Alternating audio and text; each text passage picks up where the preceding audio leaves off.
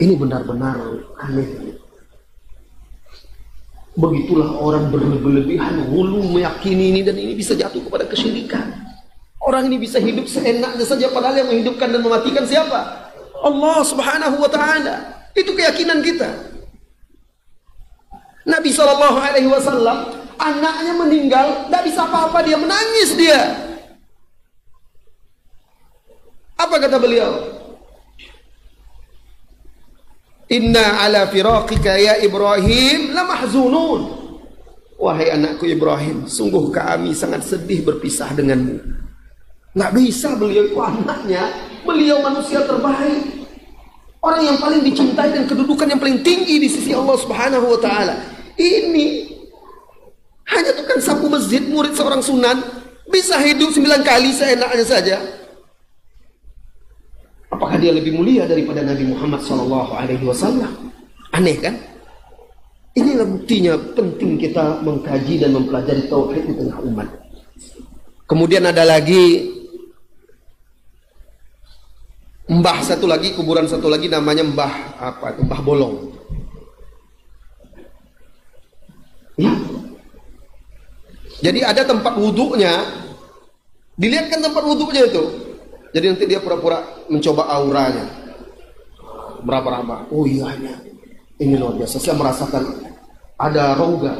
Jadi tempat wudhu itu seperti kolam kecil, airnya pun sudah keruh ya. Itu keyakinannya dinamakan Mbah Bolong karena tempat itu di dalam air itu ada terowongan bolong sampai ke Mekah. Ya, kuncinya cerita sama dia dan dia meyakini juga. Dia ceritakan. Jadi dulu Mbah Bolong ini juga salah seorang murid sunan-sunan wali-wali dulu itu. Kalau dia mau sholat Jumat, setiap sholat Jumat dia pergi lewat terowongan itu. Berarti berapa jauh? Dari sini ke Mekah itu sekitar lebih 7.000 km. Bagaimana terowongannya? Terowongan gaib mungkin ya. Jadi bisa kapan saja dia. Ini ilmu yang luar biasa. Jadi kita ingin tahu di zaman siapa dia hidup dan apa yang terjadi dengan kaum muslimin di belahan lain. Kenapa dia tidak bisa seketika datang membantu terjadi perang salib dan segala macam ya. Karena dia bisa lewat terowongan kemana saja kan secepat itu. Dan itu terowongan itu ada kata dalam itu. Dan ada juga salah satu dinding itu yang bolong katanya. Diketoknya lah dinding itu, ini padat. Ah ini nih, lihat kosong ini. Ini bolong ini, bukan tiang. Bolong ini tembus sampai ke Mekah. Allahu Akbar.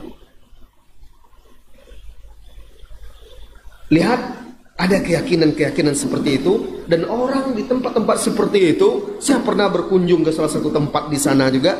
Memang orang di sana itu mengharapkan berkah. Ada sumur itu, orang mengambilkan airnya itu, dibawa pulang, diminum. Dengan harapan apa? Bisa terlindung, sembuh dari penyakit, bisa terhindar dari mudarat. Sudah seperti air Zam-Zam. Bagaimana orang membawa pulang air Zam-Zam dari Mekah? Kalau air Zam-Zam sudah jelas ada hadis Rasulullah SAW yang menjadi jaminan. Dan itu juga sudah dibuktikan secara ilmiah. Manfaat-manfaat dan kandungan-kandungannya. Nah ini siapa yang merekomnya? Nah ini salah satu contoh juga kesirikan-kesirikan. Kalau seandainya orang-orang yang mengusap-usap kuburan, batu-batu, tempat keramat,